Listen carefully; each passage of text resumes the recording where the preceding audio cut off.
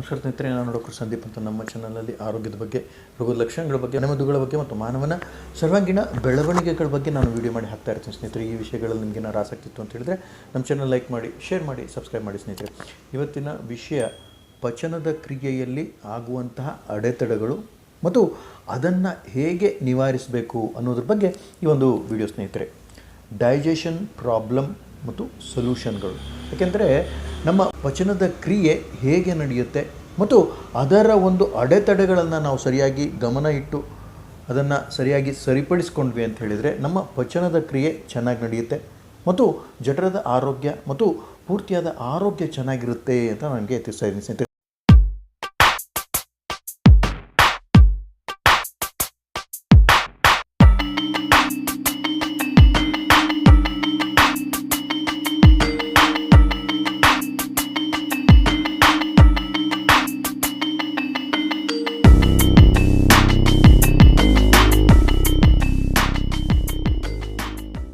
So ಹೀಗಾಗಿ ಪಚನದ ಕ್ರಿಯೆ ಹೇಗೆ ನಡೆಯುತ್ತೆ ಅಂತ ಹೇಳಿದರೆ, ನಾವು ಸೇವಿಸುವಂಥ ಆಹಾರ ಪ್ರಾಕೃತಿಕವಾಗಿತ್ತು ಅಂತ ಹೇಳಿದರೆ ಬಹಳಷ್ಟು ಒಳ್ಳೆಯದು ಸ್ನೇಹಿತರೆ. ಯಾಕೆಂತ ಹೇಳಿದರೆ ಈಗಿನ ಒಂದು ಸಮಯದಲ್ಲಿ ಬಹಳಷ್ಟು ಆಹಾರ ಜಂಕ್ ಫುಡ್ಗಳು ಅಂತ ಹೇಳಿದರೆ ಕಸದ ರೂಪದ ಆಹಾರ ಬಹಳಷ್ಟು ತಿನ್ನಲಿಕ್ಕೆ ಮುಂದಾಗ್ತಿದ್ದಾರೆ ಬಹಳಷ್ಟು ಜನರು. ಸೊ ಹೀಗಾಗಿ ನಮ್ಮ ಆಹಾರ ಪ್ರಾಕೃತಿಕವಾಗಿ ಇರಬೇಕು ಮತ್ತು ಪಚನದಲ್ಲಿ ಅದು ಅಡೆತಡೆಗಳನ್ನು ಉಂಟು ಮಾಡುತ್ತೆ ಪ್ರಾಕೃತಿಕವಾಗಿ ಇಲ್ಲದೇ ಇದ್ದರೆ ಅಂತ ನನಗೆ ತಿಳಿಸ್ತಾ ಇದ್ದೀನಿ ಸ್ನೇಹಿತರೆ. ಇನ್ನೂ ಒಂದು ಬಹಳ ಮುಖ್ಯವಾದ ಸಂಗತಿ ಅಂತ ಹೇಳಿದರೆ, ನಮ್ಮ ಮನೆಯಲ್ಲಿ 5 ತರಹದ ವಿಷಗಳು ಇದ್ದೇ ಇದೆ ಸ್ನೇಹಿತರೆ. ಈ 5 ವಿಷಗಳನ್ನು ನಾವು ದಿನಂಪ್ರತಿ ತಿಂತಾ ಇದ್ದೀವಿ ಅಂದ್ರೂ ಸಹಿತ ಪಚನದ ಕ್ರಿಯೆಯಲ್ಲಿ ಬಹಳಷ್ಟು ಅಡೆತಡೆಗಳು ಉಂಟಾಗುತ್ತೆ ಅಂತ ನನಗೆ ತಿಳಿಸ್ತಾ ಇದ್ದೀನಿ ಸ್ನೇಹಿತರೆ. ಇನ್ನೂ ಒಂದು ಬಹಳ ಮುಖ್ಯವಾದ ಸಂಗತಿ ಪಚನದ ಕ್ರಿಯೆಯಲ್ಲಿ ಅಡೆತಡೆಗಳನ್ನು ಉಂಟು ಮಾಡ್ತಕ್ಕಂಥದ್ದು ಅಂತ ಹೇಳಿದರೆ, ನಾವು ಆಹಾರವನ್ನು ಕುಕ್ಕರ್ಗಳಲ್ಲಿ ಮಾಡುವಂಥದ್ದು. ಯಾಕೆ ಅಂತ ಹೇಳಿದರೆ, ನಾವು ಯಾವುದೇ ಆಹಾರವನ್ನು ತಯಾರಿಸುವ ಪಾತ್ರೆಗಳು ಬಹಳಷ್ಟು ಮುಖ್ಯವಾಗುತ್ತೆ ಸ್ನೇಹಿತರೆ. ಯಾಕೆ ಅಂತ ಹೇಳಿದರೆ, ಈ ಅಲ್ಯೂಮಿನಿಯಂ ಪಾತ್ರೆ ಬಹಳಷ್ಟು ವಿಷಪೂರಿತವಾದದ್ದು ನಮ್ಮ ದೇಹಕ್ಕೆ ಮತ್ತು ನಮ್ಮ ಜಠರದ ಆರೋಗ್ಯಕ್ಕೆ ಮತ್ತು ನಮ್ಮ ಪೂರ್ತಿಯಾದ ಆರೋಗ್ಯಕ್ಕೆ. ಸೊ ಹೀಗಾಗಿ ಅಲ್ಯೂಮಿನಿಯಂ ಪಾತ್ರೆಗಳನ್ನು ಉಪಯೋಗಿಸಿ ನೀವು ಆಹಾರವನ್ನು ತಯಾರಿಸ್ತಾ ಇದ್ದೀರಿ ಅಂತಂದ್ರೂ ಸಹಿತ ಅಲ್ಯೂಮಿನಿಯಂ ಪಾಯ್ಸನಿಂಗ್ ಆಗುವಂತಹ ಸಾಧ್ಯತೆಗಳು ಜಾಸ್ತಿ ಇರುತ್ತೆ ಸ್ನೇಹಿತರೆ. ಸೊ ಇದು ಒಂದು ಕಡೆ ಆಯಿತು ಅಂತ ಹೇಳಿದರೆ, ಇನ್ನೂ ಒಂದು ಬಹಳ ಮುಖ್ಯವಾದ ಸಂಗತಿ ಆಹಾರವನ್ನು ತಯಾರಿಸುವಂಥ ಪದ್ಧತಿ ಅಂತ ಹೇಳಿದರೆ ಕುಕ್ಕರಲ್ಲಿ ಆಹಾರನ ತಯಾರಿಸುವುದು. ಕುಕ್ಕರಲ್ಲಿ ಆಹಾರ ತಯಾರಿತವಾದ ಆಹಾರ ಅದು ಬೆಂದಿರೋದಿಲ್ಲ, ಅದು ಪೂರ್ತಿಯಾಗಿ ಒಡೆದು ಹೋಗ್ಬಿಟ್ಟಿರುತ್ತೆ. ಸೊ ಹೀಗಾಗಿ ಕುಕ್ಕರಲ್ಲಿ ಬರ್ತಕ್ಕಂಥ ಆಹಾರ ಬಹಳಷ್ಟು ಅಡೆತಡೆಗಳನ್ನು ನಮ್ಮ ದೇಹದಲ್ಲಿ ಸೃಷ್ಟಿ ಮಾಡುತ್ತೆ ಪಚನದ ಕ್ರಿಯೆಯಲ್ಲಿ ಸ್ನೇಹಿತರೆ. ಸೊ ಹೀಗಾಗಿ ಹಾಗಾದರೆ ಏನು ಮಾಡಬೇಕು ಡಾಕ್ಟ್ರೆ ಅಂತ, ಒಳ್ಳೆಯ ಪಾತ್ರೆಗಳನ್ನು ಉಪಯೋಗಿಸ್ಬೇಕು. ಒಳ್ಳೆಯ ಪಾತ್ರೆಗಳಂದರೆ ಯಾವುವು? ಈಗ ಒಳ್ಳೆಯ ಪಾತ್ರೆಗಳು ಅಂತ ಹೇಳಿದರೆ, ಈಗ ಇರುವಂತಹ ಪರಿಸ್ಥಿತಿ ಮತ್ತು ಸಂದರ್ಭದಲ್ಲಿ ನಾವು ಸ್ಟೀಲಿನ ಒಂದು ಪಾತ್ರೆಗಳನ್ನು ಉಪಯೋಗಿಸಬಹುದು.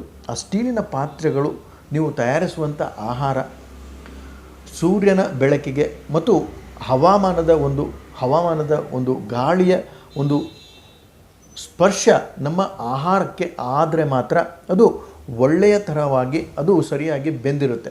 ಸೊ ಹೀಗಾಗಿ ಈ ಪಾತ್ರೆಗಳನ್ನು ಉಪಯೋಗಿಸುವುದು ಮತ್ತು ಓಪನ್ ಪಾತ್ರೆಗಳಲ್ಲಿ ಅಂತ ಹೇಳಿದರೆ, ಈ ಪಾತ್ರೆಗಳನ್ನು ಮುಚ್ಚಿಟ್ಟು ನಾವು ಆಹಾರವನ್ನು ತಯಾರಿಸ್ತಾ ಇದ್ದೀವಿ ಅಂತ ಹೇಳಿದರೆ ಸೂರ್ಯನ ಬೆಳಕು ಮತ್ತು ಗಾಳಿಯ ಸ್ಪರ್ಶ ಈ ಒಂದು ಆಹಾರಕ್ಕೆ ಆಗಿರಲ್ಲ. ಸೊ ಹೀಗಾಗಿ ಆ ಆಹಾರ ಬಹಳಷ್ಟು ವಿಷಪೂರಿತವಾಗಿರುತ್ತೆ ಸ್ನೇಹಿತರೆ. ಸೊ ಹೀಗಾಗಿ ಕುಕ್ಕರಲ್ಲಿ ಮಾಡುವಂಥ ಆಹಾರ ಬಹಳಷ್ಟು ವಿಷಪೂರಿತವಾಗಿರುತ್ತೆ ಅಂತ ನನಗೆ ತಿಳಿಸ್ತಾ ಇದ್ದೀನಿ ಸ್ನೇಹಿತರೆ.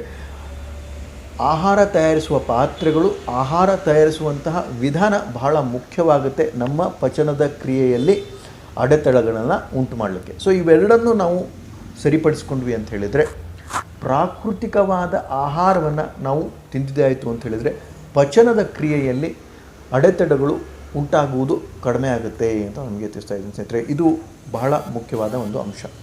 ಇನ್ನೂ ಒಂದು ಬಹಳ ಮುಖ್ಯವಾದ ಅಂಶ ಆಹಾರದ ಪಚನದಲ್ಲಿ ಅಡೆತಡೆಗಳನ್ನು ಉಂಟು ಮಾಡುವುದು ಅಂತ ಹೇಳಿದರೆ, ನಾವು ಆಹಾರಕ್ಕೆ ಮುನ್ನ, ಆಹಾರ ಸೇವಿಸುವಾಗ ಮತ್ತು ಆಹಾರದ ನಂತರ ಅಂದರೆ ಊಟ ಆದ ನಂತರ ನೀರನ್ನು ಬಹಳಷ್ಟು ಜನ ಕುಡಿತಾನೆ ಇರ್ತಾರೆ. ಸೊ ಇದು ಬಹಳ ತಪ್ಪು. ನೀರನ್ನು ಕುಡಿಯುವ ಪದ್ಧತಿಯೂ ಸಹಿತ ನಮ್ಮ ಪಚನದ ಕ್ರಿಯೆಯಲ್ಲಿ ಅಡೆತಡೆಗಳನ್ನು ಉಂಟು ಮಾಡುತ್ತೆ ಸ್ನೇಹಿತರೆ. ಸೊ ಹೀಗಾಗಿ ನೀರನ್ನು ಕುಡಿಯುವ ನಿಯಮಗಳನ್ನು ನೀವು ಪಾಲಿಸಲೇಬೇಕಾಗುತ್ತೆ. ಹಾಗಾದರೆ ಯಾವಾಗ ಕುಡಿಯೋದು ಡಾಕ್ಟ್ರೇ ಅಂತ? ಸೊ ನೀರನ್ನು ನೀವು ಊಟಕ್ಕಿಂತ ಅರ್ಧ ಗಂಟೆ ಅಥವಾ ಮುಕ್ಕಾಲು ಗಂಟೆ 45 ಮಿನಿಟ್ಸ್ ಮುಂಚೆನೇ ಕುಡಿದ್ರೆ ಬಹಳಷ್ಟು ಒಳ್ಳೆಯದು. ಆಹಾರ ಸೇವಿಸುವಾಗ ನೀರನ್ನು ಕುಡಿದಷ್ಟು ಸಹ ನಿಮ್ಮ ಪಚನದ ಕ್ರಿಯೆಯಲ್ಲಿ ಅಡೆತಡೆಗಳು ಉಂಟಾಗುವುದು ಸರ್ವೇಸಾಮಾನ್ಯ ಮತ್ತು ರೋಗಗ್ರಸ್ತ ಸ್ಥಿತಿ ಬರುವುದು ಖಚಿತ ಸ್ನೇಹಿತರೆ. ಸೊ ಹೀಗಾಗಿ ಊಟ ಮಾಡ್ತಾ ಇರಬೇಕಾದ್ರೆ ನೀರು ಕುಡಿತಾನೆ ಇರ್ತಾರೆ. ಹಾಗಾದರೆ ನೀರನ್ನು ಕುಡಿಲೇಬಾರ್ದ ಡಾಕ್ಟ್ರೇ ಅಂತ? ಹಾಗಲ್ಲ, ನೀರನ್ನು ಕುಡಿದ್ರೂ ಸಹಿತ 1 ರಿಂದ 2 ಗುಟುಕು ಅಥವಾ 3 ಗುಟುಕು ಕುಡಿಲಿಕ್ಕೆ ಅನುಮತಿ ಇದೆ ಮತ್ತು ಅದರಿಂದ ತೊಂದರೆ ಆಗಲ್ಲ ಸ್ನೇಹಿತರೆ. ಆದರೆ ಒಬ್ಬೊಬ್ರು ಏನು ಮಾಡ್ತಾರೆ, ಒಂದು ತುತ್ತಿಟ್ಕೊತಾರೆ ನೀರು ಕುಡಿತಾರೆ. ಸೊ ಈ ಒಂದು ಪದ್ಧತಿಯಲ್ಲಿ ನೀವು ಆಹಾರವನ್ನು ಸೇವಿಸ್ತಾ ಇದ್ದರೆ ಬಹಳಷ್ಟು ಅಡೆತಡೆಗಳು ನಿಮ್ಮ ಪಚನದ ಕ್ರಿಯೆಯಲ್ಲಿ ಆಗುವುದು ಖಚಿತ ಅಂತ ನನಗೆ ತಿಳಿಸ್ತಾ ಇದ್ದೀನಿ ಸ್ನೇಹಿತರೆ. ಸೊ ಹೀಗಾಗಿ ಊಟಕ್ಕೆ ಮುಂಚೆ ನೀವು ಅರ್ಧ ಗಂಟೆ ಅಥವಾ ಮುಕ್ಕಾಲು ಗಂಟೆ ಮುಂಚೆ ನೀರು ಕುಡಿಬೋದು. ಊಟ ಮಾಡುವಾಗ ನೀರನ್ನು ಕುಡಿಲೇಬಾರ್ದು. ಮತ್ತು ಊಟ ಆಗಿ 1 ಗಂಟೆ ಆದಮೇಲೆ ನೀವು ನೀರನ್ನು ಕುಡಿದ್ರೆ ಅದು ಪಚನದ ಕ್ರಿಯೆಯಲ್ಲಿ ಯಾವುದೇ ಒಂದು ತರಹದ ಅಡೆತಡೆಗಳನ್ನು ಉಂಟು ಮಾಡಲ್ಲ ಅಂತ ನನಗೆ ತಿಳಿಸ್ತಾ ಇದ್ದೀನಿ ಸ್ನೇಹಿತರೆ. ಸೊ ಹೀಗಾಗಿ ನೀರನ್ನು ಕುಡಿಯುವ ಪದ್ಧತಿಯೂ ಸಹಿತ ಬಹಳಷ್ಟು ಮುಖ್ಯವಾಗುತ್ತೆ ಸ್ನೇಹಿತರೆ.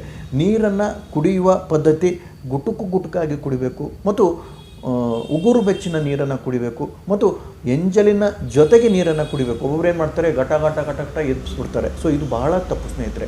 ಯಾಕೆ ಅಂತ ಹೇಳಿದರೆ, ನಾವು ನೀರು ಏನಕ್ಕೋಸ್ಕರ ಕುಡಿತೀವಿ ಅಂತ ಹೇಳಿದರೆ ನಮ್ಮ ದೇಹಕ್ಕೆ ಬೇಕಾಗಿರ್ತಕ್ಕಂಥ ಪದಾರ್ಥಗಳು ನೀರಿನಲ್ಲಿ ಇರುತ್ತೆ. ಸೊ ಈ ಪದಾರ್ಥಗಳು ನಮ್ಮ ದೇಹಕ್ಕೆ ಸರಿಯಾಗಿ ತಲುಪಬೇಕು ಅಂತ ಹೇಳಿದರೆ ನಾವು ಸಿಪ್ ಅಂತ ಹೇಳಿದರೆ ಗುಟುಕಾಗಿ ನೀರನ್ನು ಕುಡಿಬೇಕು, ಉಗುರು ಬೆಚ್ಚಿನ ನೀರನ್ನು ಕುಡಿಬೇಕು, ಎಂಜಲಿನ ಜೊತೆಗೆ ನೀರನ್ನು ಕುಡಿಬೇಕು ಅಂತ ನನಗೆ ತಿಳಿಸ್ತಾ ಇದ್ದೀನಿ ಸ್ನೇಹಿತರೆ.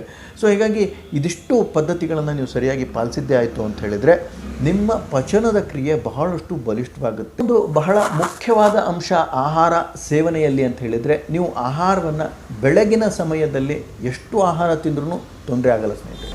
ರಾತ್ರಿಯ ಸಮಯದಲ್ಲಿ ಆಹಾರವನ್ನು ಸೇವಿಸುವುದು ಬಹಳಷ್ಟು ಜನ ಮಾಡ್ತಾರೆ. ಸೊ ಹೀಗಾಗಿ ನೈಟ್ ಪಾರ್ಟೀಸ್ಗಳು ಮತ್ತು ನೈಟ್ ಯಾವುದೋ ಒಂದು ಫಂಕ್ಷನ್ಗಳಿಗೆ ಹೋಗಿ ಊಟವನ್ನು ದಿನಂಪ್ರತಿ ರಾತ್ರಿಯ ಹೊತ್ತು ಮಧ್ಯರಾತ್ರಿ ಹೊತ್ತು ತಿಂದವರಿಗೆ ಪಚನದ ಕ್ರಿಯೆಯಲ್ಲಿ ಅಡೆತಡೆಗಳು ಉಂಟಾಗುವುದು ಖಚಿತ ಮತ್ತು ಅದು ಸರ್ವೇಸಾಮಾನ್ಯ ಸ್ನೇಹಿತರೆ. ಯಾಕೆ ಅಂತ ಹೇಳಿದರೆ, ಬೆಳಗ್ಗೆ ಅಂತ ಹೇಳಿದರೆ ಮುಂಜಾನೆ 8 ಗಂಟೆಯಿಂದ ರಾತ್ರಿಯ 8 ಗಂಟೆಯವರೆಗೆ ನಮ್ಮ ಕರುಳಿನ ಚಲನವಲನೆ ಚೆನ್ನಾಗಿ ನಡೀತಾ ಇದೆ. ರಾತ್ರಿಯ ಸಮಯದಲ್ಲಿ ಸೇವಿಸುವಂಥ ಆಹಾರ ನಮ್ಮ ದೇಹಕ್ಕೆ ಬಹಳಷ್ಟು ಅಡೆತಡೆಗಳನ್ನು ಉಂಟು ಮಾಡುತ್ತೆ ನಮ್ಮ ಪಚನದ ಕ್ರಿಯೆಯಲ್ಲಿ ಅಂತ ಹೇಳ್ತಿದ್ದೀನಿ ಸ್ನೇಹಿತರೆ. ಇನ್ನೂ ಒಂದು ಬಹಳ ಮುಖ್ಯವಾದ ಅಂಶ ನೀವು ಗಮನಿಸಬೇಕಾಗಿದ್ದು ಆಹಾರ ಸೇವನೆಯಲ್ಲಿ ಪಚನದ ಕ್ರಿಯೆ ಅಡೆತಡೆ ಆಗಬಾರ್ದು ಅಂತ ಹೇಳಿದರೆ, ನಿಮ್ಮ ಹೊಟ್ಟೆಯ ಹಸಿವಿನ ಪ್ರಕಾರ ಬಹಳಷ್ಟು ಅತಿಯಾಗಿ ತಿನ್ನುವುದು ಬಹಳಷ್ಟು ಹಾನಿಕರ ಮತ್ತು ಆಹಾರವನ್ನು ಸ್ವಲ್ಪನೇ ತಿನ್ನುವುದು ಬಹಳಷ್ಟು ಹಾನಿಕರ ಸ್ನೇಹಿತರೆ. ಯಾಕೆ ಅಂತ ಹೇಳಿದರೆ, ಪಚನದ ಕ್ರಿಯೆ ಒಂದು ಸರಿ ಶುರುವಾಯಿತು ಅಂತ ಹೇಳಿದರೆ ನೀವು ಮತ್ತೆ ಆಹಾರ ತಿಂತಾ ಇದ್ದೀರಿ ಅಂತ ಹೇಳಿದರೆ ಆ ಪಚನದ ಕ್ರಿಯೆಯಲ್ಲಿ ಬಹಳಷ್ಟು ಅಡೆತಡೆಗಳು ಉಂಟಾಗುವುದು ಸರ್ವೇಸಾಮಾನ್ಯ ಸ್ನೇಹಿತರೆ. ಸೊ ಹೀಗಾಗಿ ಅತಿಯಾಗಿ ತಿನ್ನಬಾರ್ದು ಮತ್ತು ಸ್ವಲ್ಪನೂ ತಿನ್ನಬಾರ್ದು ಅಂತ ನನಗೆ ತಿಳಿಸ್ತಾ ಇದ್ದೀನಿ ಸ್ನೇಹಿತರೆ. ಇದಿಷ್ಟು ನಿಯಮಗಳನ್ನು ನೀವು ಪಾಲಿಸಿದ್ದೇ ಆಯಿತು ಅಂತ ಹೇಳಿದರೆ ನಿಮ್ಮ ಪಚನದ ಕ್ರಿಯೆ ಬಹಳಷ್ಟು ಚೆನ್ನಾಗಿ ನಡೆಯುತ್ತೆ ಮತ್ತು ನೀವು ಆರೋಗ್ಯವಾಗಿ ಇರಲಿಕ್ಕೆ ಸಾಧ್ಯವಿದೆ ಅಂತ ನನಗೆ ತಿಳಿಸ್ತಾ ಇದೆ. ಇನ್ನೂ ಒಂದು ಬಹಳ ಮುಖ್ಯವಾದ ಅಂಶ ಈ ಆಹಾರವನ್ನು ಸೇವಿಸುವ ಒಂದು ಪದ್ಧತಿಯಲ್ಲಿ ಅಂತ ಹೇಳಿದರೆ, ಆಹಾರ ರುಚಿಕರವಾಗಿರಬೇಕು, ಸರಿ, ರುಚಿಯೇ ಆಹಾರವಾಗಬಾರ್ದು ಅಂತ ನನಗೆ ತಿಳಿಸ್ತಾ ಇದ್ದೀನಿ. ಯಾಕೆ ಅಂತ ಹೇಳಿದರೆ, ಈಗ ರುಚಿ ನಮಗೆ ಬೇಕು, ಆದರೆ ಆಹಾರ ನಮ್ಮ ದೇಹಕ್ಕೆ ಮನಸ್ಸಿಗೆ ಆರೋಗ್ಯವನ್ನು ಕೊಡುತ್ತೆ. ಸೊ ಹೀಗಾಗಿ ರುಚಿಕರವಾದ ಆಹಾರ ಒಳ್ಳೆಯದು, ಆದರೆ ರುಚಿಯೇ ಆಹಾರವಾಗಬಾರ್ದು ಅಂತ ಹೇಳಿದರೆ, ಈಗ ಎಲ್ಲರೂ ಬಾಯಿಯ ಒಂದು ಚಪಲಕ್ಕೆ ಆಹಾರವನ್ನು ಸೇವಿಸ್ತಾ ಇರ್ತಾರೆ. ಅದು ನಮ್ಮ ಪೌಷ್ಟಿಕವಾದ ಆಹಾರ ಇರಲ್ಲ ಸ್ನೇಹಿತರೆ. ಅದು ಜಂಕ್ ಫುಡ್ಗಳಾಗಿರುತ್ತೆ ಅಥವಾ ಯಾವುದೋ ಒಂದು ಕರೆದ ಒಂದು ಪದಾರ್ಥಗಳಾಗಿರುತ್ತೆ. ಸೊ ಹೀಗಾಗಿ ರುಚಿಕರವಾದ ಆಹಾರ ಸೇವಿಸುವುದು ಒಳ್ಳೆಯದು, ಆದರೆ ರುಚಿಯೇ ಆಹಾರವಾಗಬಾರ್ದು, ರುಚಿಯೇ ನಿಮ್ಮ ಮುಖ್ಯ ಉದ್ದೇಶವಾಗಬಾರ್ದು ಅಂತ ನನ್ನ ಒಂದು ಅನಿಸಿಕೆ ಸ್ನೇಹಿತರೆ. ಇದಿಷ್ಟು ನಿಯಮಗಳನ್ನ ನೀವೇ ಪಾಲಿಸಿದ್ದೇ ಆಯಿತು ಅಂತ ಹೇಳಿದರೆ ನಿಮ್ಮ ಒಂದು ಜಠರದ ಕ್ರಿಯೆ ಚೆನ್ನಾಗಾಗುತ್ತೆ ಮತ್ತು ಯಾವುದೇ ತರಹದ ಅಡೆತಡೆಗಳು ಉಂಟಾಗಲ್ಲ ಪಚನದ ಕ್ರಿಯೆಯಲ್ಲಿ ಅಂತ ನನಗೆ ತಿಳಿಸ್ತಾ ಇದ್ದೀನಿ ಸ್ನೇಹಿತರೆ. ಇದಿಷ್ಟು ನೀವು ಪಾಲಿಸಿದ್ದೇ ಆಯಿತು ಅಂತ ಹೇಳಿದರೆ ಬಹಳಷ್ಟು ಒಳ್ಳೆಯದು. ಈ ಒಂದು ವಿಡಿಯೋ ನಿಮಗೆ ಏನಾದ್ರು ಲೈಕ್ ಆಯಿತು ಅಂತ ಹೇಳಿದರೆ ನಮ್ಮ ಚಾನಲ್ ಲೈಕ್ ಮಾಡಿ, ಶೇರ್ ಮಾಡಿ, ಸಬ್ಸ್ಕ್ರೈಬ್ ಮಾಡಿ ಅಂತ ಹೇಳ್ತಾ ಈ 2 ಮಾತುಗಳನ್ನ ಮುಗಿಸ್ತೀನಿ ಸ್ನೇಹಿತರೆ. ನಮಸ್ಕಾರ, ಧನ್ಯವಾದಗಳು.